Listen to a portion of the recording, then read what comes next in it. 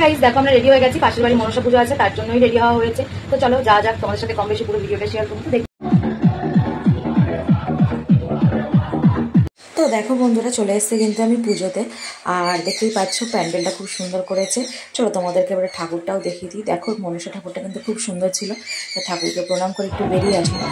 আর সবার প্রথমে চলে আসলাম ফুচকার দোকানে। ফুচকার স্টল দিয়েছিল, কফি স্টল দিয়েছিল, সেগুলো ভাবলাম একটু খাওয়া দাওয়া করে নিই। তারপরে চলে আসলাম একটু ডান্সে। আর তোমরাও তার সাথে কিন্তু ডান্সটা এনজয় করে নিই, দেখে। তো আমাদের ডান্স দেখা কমপ্লিট, তাই ডান্স দেখে চলে আসলাম একটু খেতে।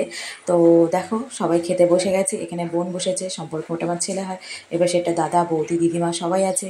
আর সাইডে ছিল মামা মামি, এই যে মামা এটা, আর এদিকে মামি, ওই পাশে দাদা, দাদার পেছনে মা বাবা, মানে সবাই একসাথেই আর কি বসে পড়েছি খেতে আমরা। আর এদিকে দেখো আমার ছেলে একটু হাই করে দিল। আর এগুলো কিন্তু একটা দাদা হয়, ভাই, এরাই ক্যাটারিং করছিল। তো তো চলো কী কী খেতে দিল সেটাও তোমাদেরকে জানিয়ে দিই। প্রথমে ছিল খিচুড়ি আর সাথে ছিল ঘ্যাট। আর এখন দিচ্ছে ফ্রায়েড রাইস, আলুর দম, চাটনি, পাঁপড়, পায়েস, এগুলোই ছিল। তো আর ভাবছো না আমি এত হাসছি কেন, কেননা যেহেতু ভাই এরাই সব ক্যাটারিং করছিল, বারবার রাগাচ্ছিল, ওই জন্য একটু হাসলাম। তো দেখো খাওয়া দাওয়া সেরে চলে আসলাম আইসক্রিম খেতে। আর আইসক্রিমের এখানে লাইন ছিল, তো খানিকক্ষণ দাঁড়ানোর পরে কিন্তু আইসক্রিম আমরা পেয়ে গেছিলাম। আর আমি কিন্তু একটা একটা করে আইসক্রিম সবাইকে দিচ্ছিলাম।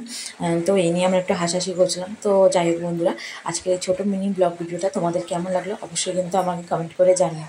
তো আজকের মতন ব্লগটা আমি এখানেই শেষ করি। যদি তোমাদের ভালো লাগে থাকে তাহলে অবশ্যই কিন্তু লাইক কমেন্ট শেয়ার করে দিও। টাটা।